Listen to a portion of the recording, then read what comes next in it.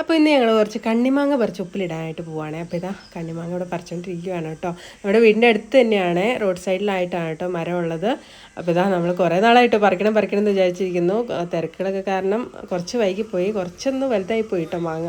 എന്നാലും സാരം ഓരോന്നോരോന്നായിട്ട് പറിച്ചിട്ടുണ്ടെങ്കിൽ എല്ലാം ചതഞ്ഞു പോകില്ലേ, അതുകൊണ്ട് കമ്പടക്കം വെട്ടിച്ചടിച്ചിടുകയാണ് കേട്ടോ ചെയ്തത്. എന്നിട്ട് അതിൽ നിന്ന് പറിച്ചെടുക്കുകയാണ് ചെയ്തത്. പിന്നെ ഇതാ വീട്ടിൽ കൊണ്ടുവന്ന് അതിൻ്റെ ഞെട്ടെല്ലാം ഒടിച്ച് കളഞ്ഞാൽ നീണ്ടിരിക്കുന്ന ഞെട്ടെല്ലാം കളഞ്ഞു. ഞെട്ട് ചെറുതായിട്ട് വെക്കണം കേട്ടോ, കാരണം ഞെട്ട് നമ്മൾ പാടെ കളഞ്ഞാൽ അതിനകത്ത് വെള്ളം കയറിയിട്ട് ചീഞ്ഞു പോകാനൊക്കെ ചാൻസ് ഉണ്ട്. അതുകൊണ്ട് ഇത്രയും ഒരു കുറച്ച് നീളത്തിൽ ഞെട്ട് നമ്മൾ അതിനകത്ത് വെക്കണം. അപ്പോൾ ഇത് നന്നായിട്ട് കഴുകി എടുത്തിട്ട് ഒരു ക്ലോത്തിൽ വെച്ച് നമ്മളിതുപോലെ ഒന്ന് ഡ്രൈ ആക്കി ഉണക്കി എടുക്കണം കേട്ടോ. അപ്പോൾ ഇതിനകത്ത് കുറേ ചതഞ്ഞൊക്കെ ഉണ്ടായിരുന്നു, അതൊക്കെ ഞാൻ മാറ്റിക്കളഞ്ഞ്. ചതഞ്ഞൊക്കെ ഇട്ടിട്ടുണ്ടെങ്കിൽ പെട്ടെന്ന് ചീഞ്ഞു പോകും കേട്ടോ. അപ്പോൾ എല്ലാം മാറ്റി നല്ല മാങ്ങ മാത്രം ഇതാ ഒരു ക്യാനിൽ ഞാൻ ഇട്ട് വെക്കുവാണ്. അപ്പോൾ നമ്മൾ ഇതിന് വേണ്ടിയിട്ട് ഗ്ലാസ് ജാറോ സെറാമിക് ജാറോ ഉപയോഗിക്കുകയാണ് നല്ലത്. അപ്പോൾ എൻ്റെ അടുത്ത് അത്രയും വലിപ്പമുള്ളതില്ലാത്ത കാരണം ഞാനിതാ നല്ല പ്ലാസ്റ്റിക്കിൻ്റെ ഒരു ക്യാനാണ് കേട്ടോ എടുത്തിട്ടുള്ളത്.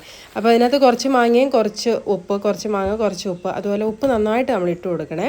വെള്ളമൊന്നും ചേർക്കരുത് കേട്ടോ. അപ്പോൾ ഉപ്പ് നന്നായിട്ട് ചേർത്ത് കൊടുത്താൽ മതി. ഉപ്പിൽ അത് മുങ്ങിക്കിടക്കണം, ഉപ്പ് വെള്ളത്തിൽ മുങ്ങിക്കിടക്കണം. ഇനി ഇത് അടച്ച് സൂക്ഷിക്കുകയാണെങ്കിൽ എത്ര വർഷം വേണേലും ഇതിങ്ങനെ ഇരുന്നോളൂ കേട്ടോ.